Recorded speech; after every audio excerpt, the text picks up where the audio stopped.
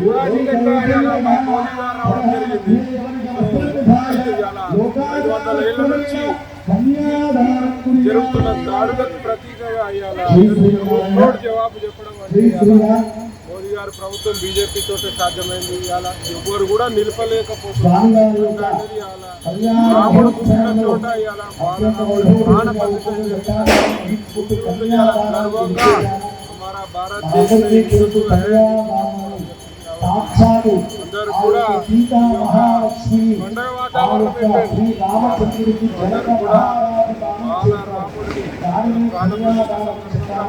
దేశ ప్రజలకు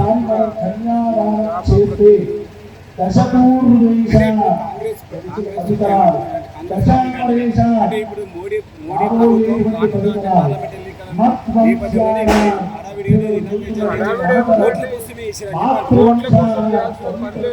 హిందువుల మనోభావాలను దెబ్బతీసే విధంగా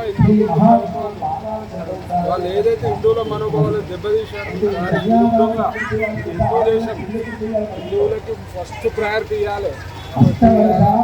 వాస్తవంగా సుప్రీంకోర్టే జడ్జిమెంట్ ఇచ్చింది. అక్కడ రాముడు అయోధ్య బాలరాముడు ప్రతిదానికి రాజకీయం చేస్తారు. మోడీ గాలే వేస్తుంది.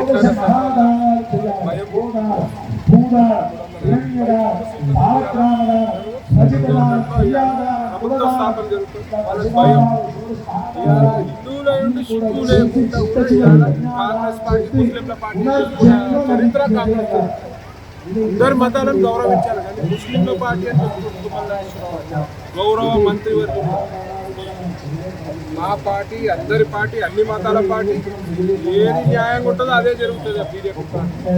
సో ఇవాళ ఇది పార్టీ ప్రమేయం కాదు. ఇదంతా సుప్రీంకోర్టు ఆర్డర్స్ అనేది రామ